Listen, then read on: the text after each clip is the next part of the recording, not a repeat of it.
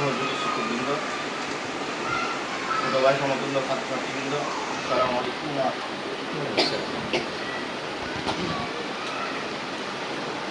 আসলে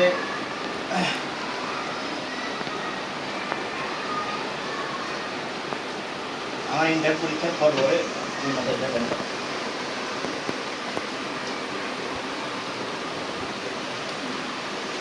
আমি ছোট ছিলাম।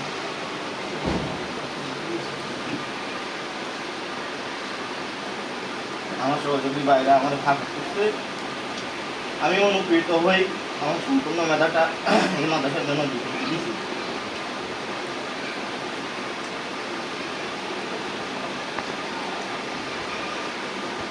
পাশাপাশি এলাকার সম্মানিত ব্যক্তিবর্গ আমাকে সাপোর্ট দিচ্ছে, আমার সহযোগী বন্ধুরা আমাকে সাপোর্ট দিচ্ছে, মাদ্রাসার যে কোনো কার্যক্রম আমার সহযোগিতা করছে।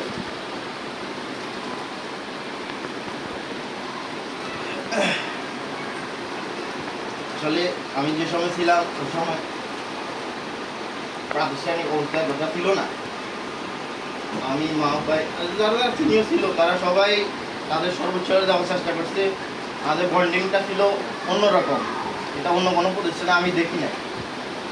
আমি অনেক প্রতিষ্ঠান ঘুরছি, কোনো প্রতিষ্ঠানে এরকম বন্ডিংটা দেখি নাই। আলহামদুলিল্লাহ সবাই আন্তরিকতা আজকে এই মাদ্রাসা এতটুকু পর্যন্ত আগাইছে। আসলে আমাদের শিক্ষকদেরকে যতটুকু সম্মান করার দরকার এই প্রতিষ্ঠান থেকে ততটুকু সম্মান পাইতেছে না, বিশেষ করে আর্থিক দিকটা। বর্তমান প্রেক্ষাপটে আপনারা পরিবার চালান, দেখেন একটা পরিবারে কত টাকা খরচ, 50,000 হইতেছে না। অথচ আমাদের প্রতিষ্ঠানে একজন শিক্ষকের 3500, 3000, 5000 এরকম এরকম এরকম যে সংখ্যা চলে না। আপনারা যারা কমিটিবৃন্দ আছেন, আমি চাইব আমরা কোন শিক্ষককে হারাই না তারা টাকার কারণ।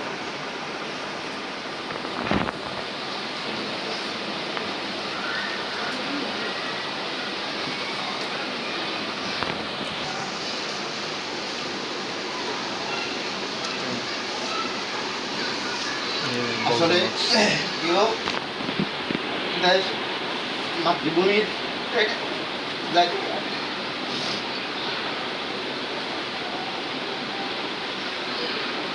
বিভিন্ন কারণ অথবা আর্থিক সংকটের কারণে মানুষকে মাতৃভূমি ছাড়তে হয়।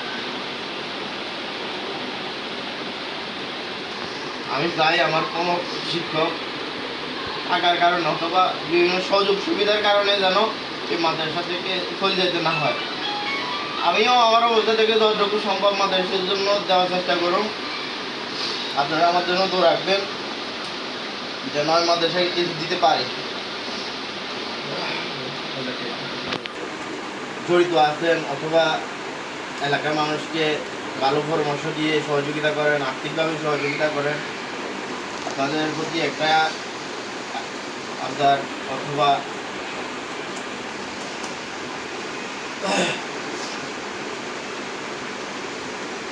আকুতি আপনারা প্রতিষ্ঠানের দিকে নজরে তাকাবেন যেন প্রতিষ্ঠানটা ভেঙে না পড়ে।